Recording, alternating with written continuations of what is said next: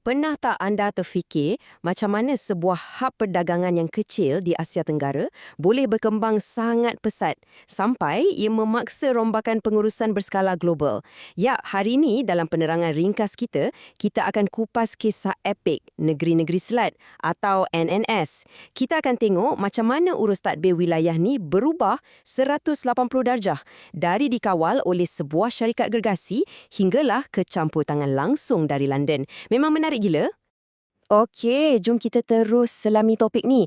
Ada 5 perkara yang kita akan cover. Pengenalan pentadbiran NNS, lepas tu era British di India, 5 faktor pemindahan pentadbiran, era pejabat tanah jajahan dan akhir sekali struktur baharu NNS.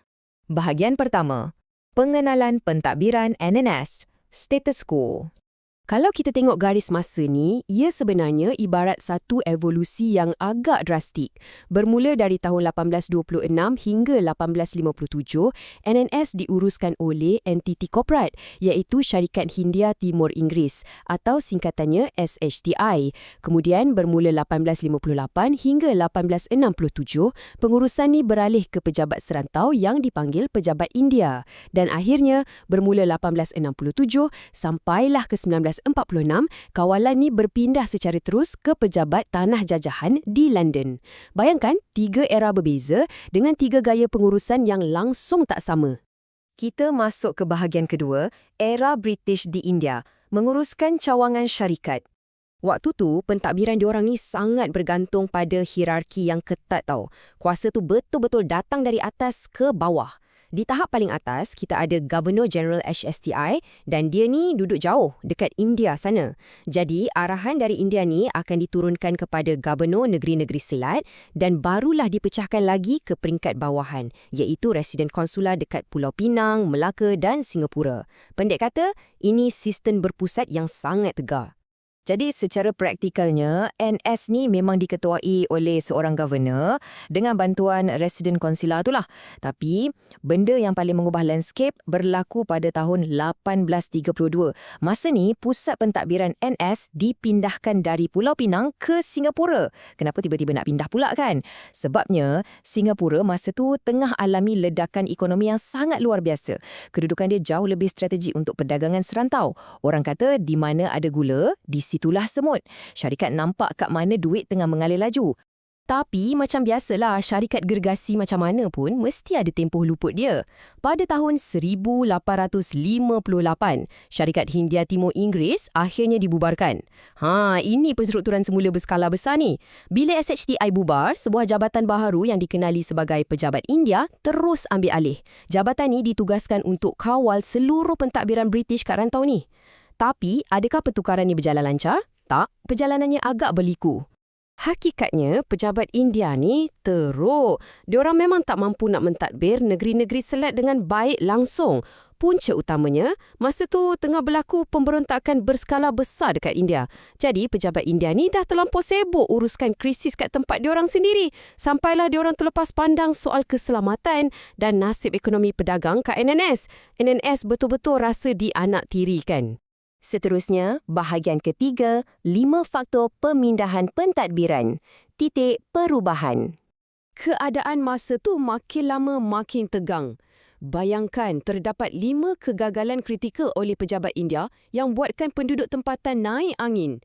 Keluhan demi keluhan inilah yang akhirnya memaksa bos besar iaitu London untuk masuk campur tangan dan rampas semula kuasa pentadbiran NNS dari pejabat India. Jom kita tengok apa 5 faktor ni. Okey, kita semak laju-laju. Pertama, tak ada langsung wakil NNS dalam Majlis Perundangan kat India. Maksudnya, orang NNS tak ada suara. Kedua, pejabat India gagal kawal isu lanun dan pergaduhan kongsi gelap. Kacau bilau tau.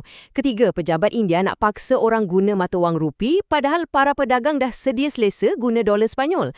Keempat, tiba-tiba ada ura-ura nak kenakan cukai pelabuhan. Benda ni sah-sah akan bunuh status NNS sebagai pelabuhan bebas. Dan kelima, yang ni memang tak boleh diterima akal. NNS dijadikan tempat pembuangan banduan. Cuba anda bayangkan, NNS ni pusat perdagangan berprestij tinggi, pelabuhan bebas yang gah di mata dunia. Tiba-tiba pejabat India jadikan tempat ni untuk lambakkan banduan diorang. Tindakan ni seolah-olah menjatuhkan maruah NNS di mata pedagang luar. Ini betul-betul kemuncak kemarahan penduduk dan peniaga tempatan. Kesabaran diorang dah senipis kulit bawang. Masuk ke bahagian keempat. Era pejabat tanah jajahan. Ibu pejabat global mengambil alih. Atas desakan golongan pedagang yang tak putus-putus, detik bersejarah pun berlaku pada 1 April 1867. NSS secara rasminya dilepaskan dari genggaman pejabat India dan terus diisytiharkan sebagai tanah jajahan mahkota British. Bermula saat itu, pentadbirannya dikawal terus oleh pejabat tanah jajahan atau Colonial Office di London. Segala hubungan pentadbiran dengan India dipotong habis. Akhir sekali, bahagian kelima, struktur baharu pentadbiran NNS, model tadbir urus tempatan. Bila London ambil alih, langkah pertama diorang adalah pecahkan kuasa dengan jelas. Sebuah majlis eksekutif diwujudkan khas untuk fokus uruskan pentadbiran harian negara. Lepas tu, sebuah majlis perundangan turut ditubuhkan. Benda ni penting sebab majlis perundangan ni bagi kuasa kepada NNS untuk gubal undang-undang diorang sendiri sesuai dengan keperluan tempatan. Dah tak payah nak tunggu kelulusan undang-undang dari India lagi. Kesan daripada sistem baharu ni memang positif sebab ia mula buka ruang untuk suara tempatan didengari. Contohnya, Muhammad Yunus Abdullah melakar sejarah bila dia dilantik sebagai orang Melayu pertama yang menganggotai Majlis Perundangan NNS. Ia bukti nyata yang pentadbiran masa tu mula berubah ke arah sistem yang lebih inklusif. Jadi, bila kita imbas kembali perjalanan sejarah ni, apa yang kita boleh pelajari? Cuba fikirkan, mengapakah pentadbiran yang sistematik dan urus tadbir yang baik tu sangat kritikal untuk melindungi kedaulatan sesebuah negara hari ini?